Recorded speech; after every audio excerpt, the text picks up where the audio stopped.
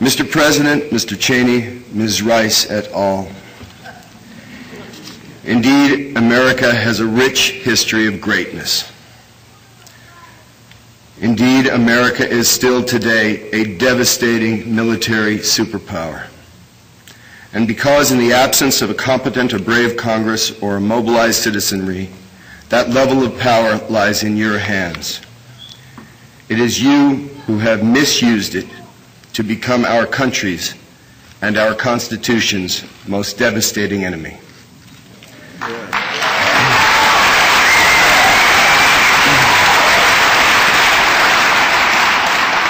You have broken our country, and you have broken our hearts.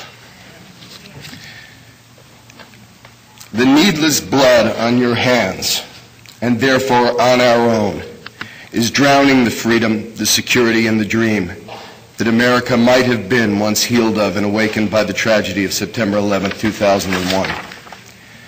But now we are encouraged to self-censor any words that might be perceived as inflammatory if our belief is that this war should stop today. We cower as you point your fingers telling us to support our troops. Well, you and the smarmy pundits in your pocket, those who bathe in the moisture of your soiled and blood-soaked underwear, can take that noise and shove it.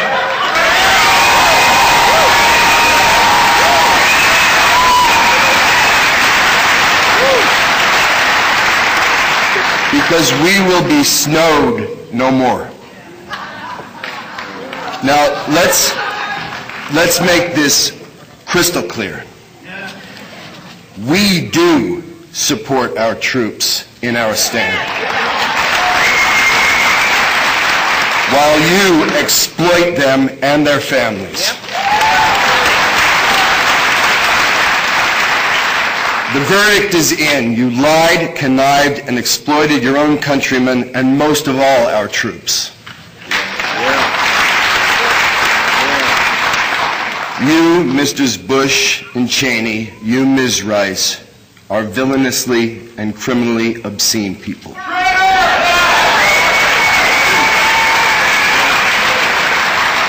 Obscene human beings, incompetent even to fulfill your own self-serving agenda, while tragically neglectful and destructive of ours and our country's.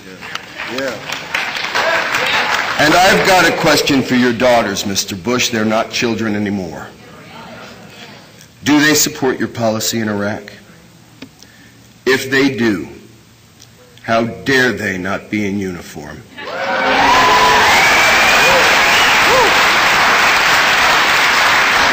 While the children of the poor, black, white, Asian, Hispanic, and all other American working men and women are slaughtered, maimed, and flown back into this country under cover of darkness.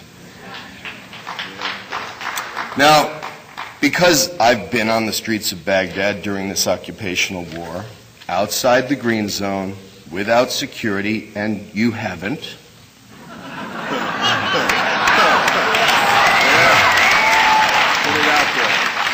I've met children there.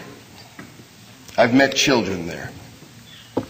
In that country of 25 million, these children have now suffered minimally a rainstorm of civilian death around them and among them, totaling the equivalent of 200 September 11s in just 4 years of war. 200 9/11s. 200 9/11s. You want to rattle sabers towards Iran now? Let me tell you something, Iran, because I've been there and you haven't. Iran is a great country. A great country. Does it have haters? You bet. Just like the United States has its haters. Does it have a corrupt regime? You bet.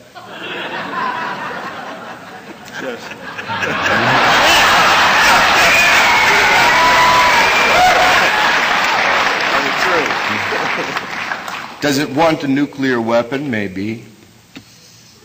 Do we have one? But the people in Iran are great people. And if we give that corrupt leadership, by attacking Iran militarily, the opportunity to unify that great country in hatred against us, will have been giving up one of our most promising future allies in decades. If you really know anything about Iran, you know just what I'm referring to.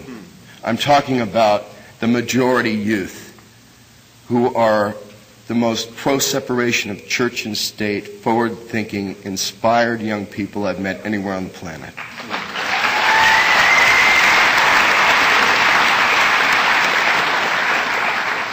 Of course, your administration belittles diplomatic potential there, as those options rely on a credibility and geopolitical influence that you've aggressively squandered worldwide. Speaking of squandering, how about the $1.5 billion a day our Iraq-focused military is spending, where 3 weeks of that kind of spending would pay the tab on a visionary levee-building project in New Orleans? And relieve the entire continent of Africa from starvation and the spread of disease. Not to mention the continued funds now necessary to not only rebuild our education and healthcare systems, but also to give care and aid to the veterans of this war, both American and our Iraqi allies and friends who have lost everything.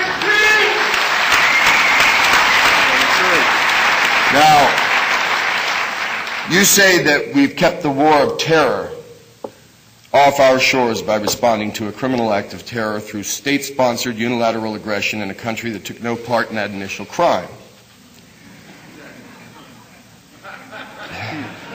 That this war would be fought in Iraq or fought here. They are not our toilet. That's right. They are a country of human beings whose lives, once oppressed by Saddam, are now lived in Dante's Inferno. Now, my 15-year-old daughter was working on a comparative essay this week. You can ask Condi what a comparative essay is, as academic exercises fit the limits of her political expertise.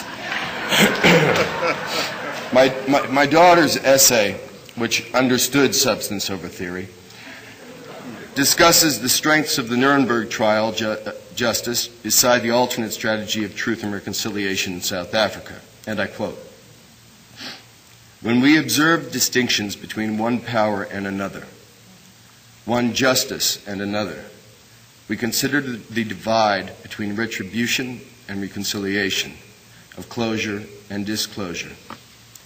Now, I can't do her essay justice in this forum, but at its core, it asks how, when, and why we compromise toward peace, punish for war, or balance both for something more.